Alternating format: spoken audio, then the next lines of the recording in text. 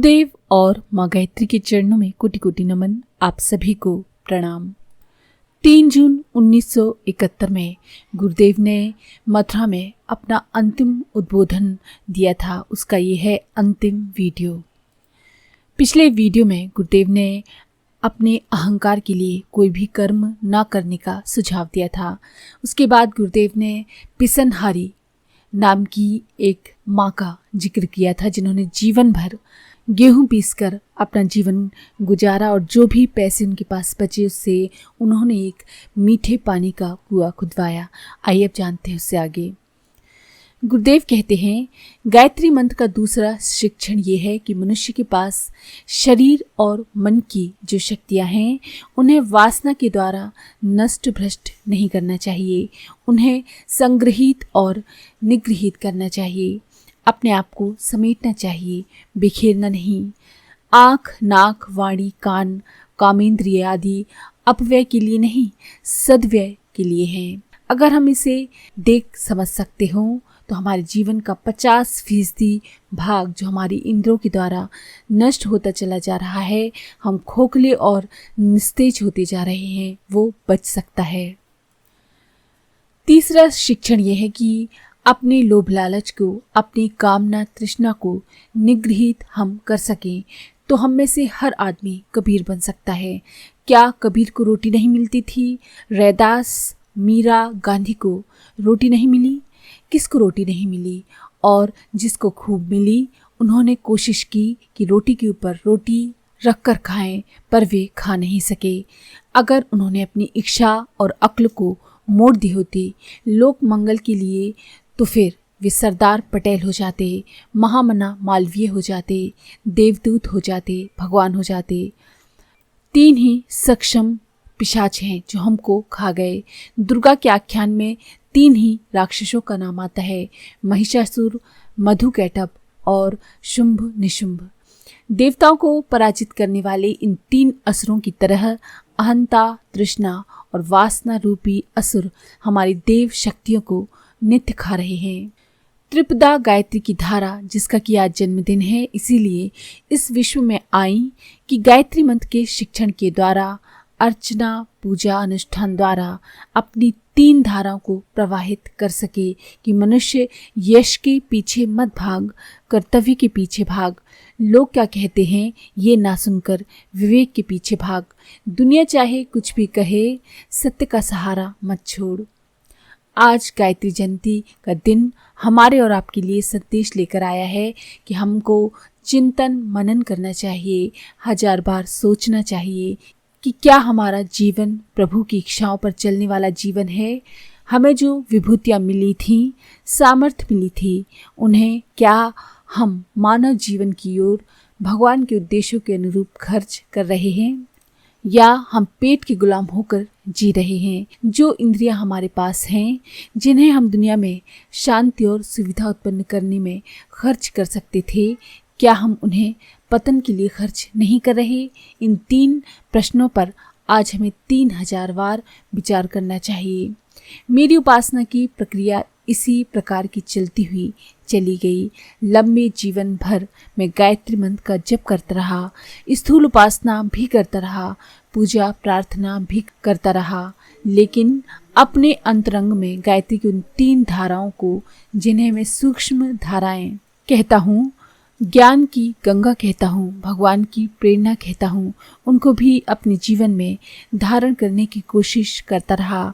अब जब मैं मथुरा का, मेरे जीवन का अंतिम गायत्री जयंती का अवसर है, तब मैं आपको अपने जीवन के अनुभव ना सुनाऊं तो ये उचित ना होगा।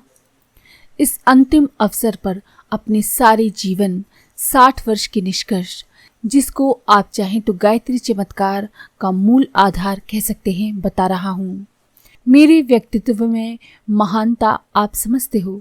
गायत्री मंत्र की महत्ता के द्वारा आदमी को कुछ परिणाम मिल सकते हैं। अगर ऐसी आपकी मान्यता हो तो उस मान्यता के साथ एक और मान्यता जोड़ लेने को मेरी प्रार्थना है।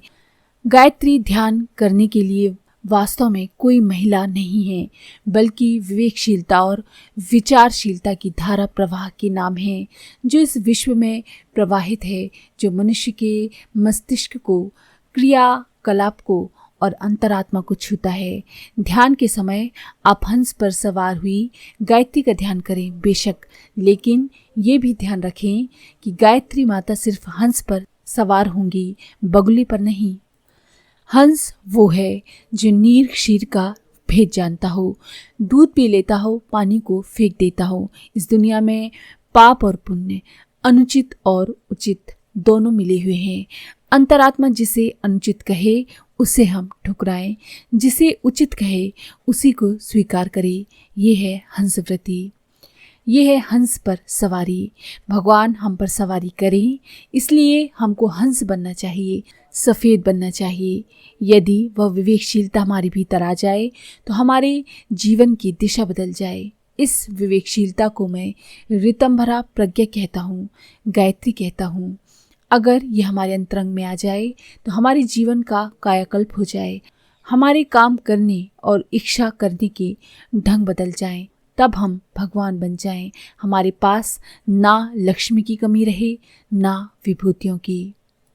मैंने गायत्री उपासना को ऋतंभरा प्रज्ञा के रूप में समझने की कोशिश की और समझाने की भी, लेकिन लोगों ने उसके बाह कलेवर को जो सुगम था और ऐसा मालूम पड़ता था कि हमारी कामनाओं और इच्छाओं को पूरा करने में सहायक है, उतने वाले हिस्से को पकड़ लिया और बाकी हिस्से को भूल गए। असंयमी रोगी के लिए अच्छा हकीम कौन है? जो मन मर्जी का भोजन करने दे। सबसे अच्छी देवी कौन सी है? जो हमारी सारी कामनाओं को पूरा करें, वही देवी है गायत्री। अपनी इच्छा के अनुरूप हमने देवता को ढालने की कोशिश की, इसलिए देवता की समीपता से हम पूर्णतः वंचित रहे और वंचित ही रहेंगे। जिनने भगवान की इच्छा के अनुरूप स्वयं को ढालने की कोशिश की, वे भगवान की कृपा के पात्र बन गए और सारे महात्म गायत्री के प्राप्त कर सके। मैंने ऐसा ही जीवन जिया, इसी रूप में गायत्री मंत्र को समझा, उपासना की, जप किया और जप के साथ भावनाओं को हृदयंगम किया।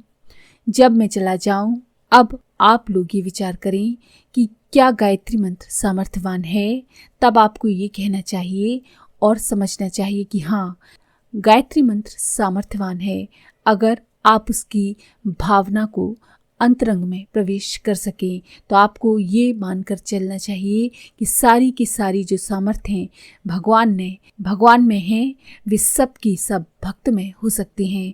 तो वो दुनिया को लाभ दे सकता है और अपना कल्याण कर सकता है। आप अपनी मान्यताओं में यदि ये एक अध्यात्म जोड़ लें तो मैं समझूं कि मथुरा में गायत्री जयंती का मेरा ये अंतिम प्रवचन सार्थक हो जाए। आपका सुनना और मेरा कहना सार्थक हो जाए। गायत्री मंत्र और गायत्री विद्या का आविष्कार जिन महामानवों ने किया था, उनका उद्देश्य और प्रयोजन पूरा हो जाए। इन शब्दों के साथ मैं अपनी बात को समाप्त करता हूँ। ओम शांति।